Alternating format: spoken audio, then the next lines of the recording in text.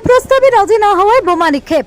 উদয়পুর কাকরাবন কিশোরগঞ্জ এলাকায় আমির হোসেনের বাড়িতে পেট্রোল বোমা নিক্ষেপ করা হয় বলে কাকরাবন থানায় মামলা দায়ের করা হয়। উদয়পুর কাকরাবন থানাধীন কিশোরগঞ্জ এলাকার আমির হোসেনের বাড়িতে গতকাল পেট্রোল বোমা নিক্ষেপ করা হয় বলে বুধবার দুপুরে অভিযোগ করেন আমিনা বিবি।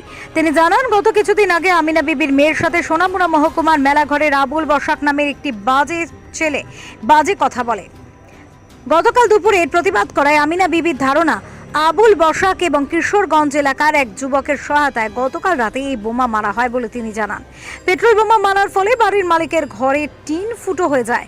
সঙ্গে সঙ্গে কাকরাবন থানায় জানানো হলে ঘটনাস্থলে পুলিশ ছুটে যায়। খবর দেওয়া হয় কাকরাবন অগ্নি নির্বাপক দপ্তরে।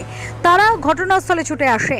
বুধবার সমস্ত ঘটনা জানিয়ে বাড়ির মালিকের পক্ষে কাকরাবন থানায় মামলা দায়ের করা হয়। আপনার নাম? আমেনা বিবি। বড় করে তো। আমেনা বিবি। কি ছিল কালকে আপনার বাড়িতে?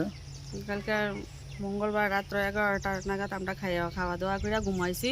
ঘুমানোর পর বিকট একটা আওয়াজও আমার ঘরের চালের মধ্যে। এরপরে দিয়ে আগুন জ্বললে হচ্ছে আমার টিনটা ফাইটা গেছে।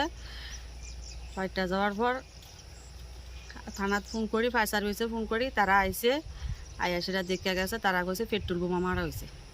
এমনকি কে মারছে পেট্রোল বোমাটা? আমার কিছুদিন আগে আমার মায়ারে একটা পোলা খারাপ কথা কইছিল। কালকে দুপুরে প্রতিবাদ করণে এই ঘটনা হয়েছে স্যার। আর এদিকের একজন লোকেলও আছে আমার পাড়ার, সহযোগিতা করছে পোলারে। এই যে ঘটনাটা করছে তার নাম কি?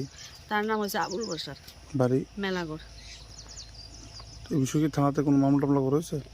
চারটারা লেখা নিছে, ওখানে যাবো মামলা করানোর লেগে। এটা কোন জায়গা? কাকরাবন কিশোরগঞ্জ। আর কোন সময় আপনার বাড়িতে কেমন ধরনের কোনো ঘটনা হয়েছিল? এমন অনেক ঘটনা হয়েছে স্যার। নতুন বাড়ি করণে আমার বাউন্ডারি বেড়া ফুটছে, আমার এইটা দিছে।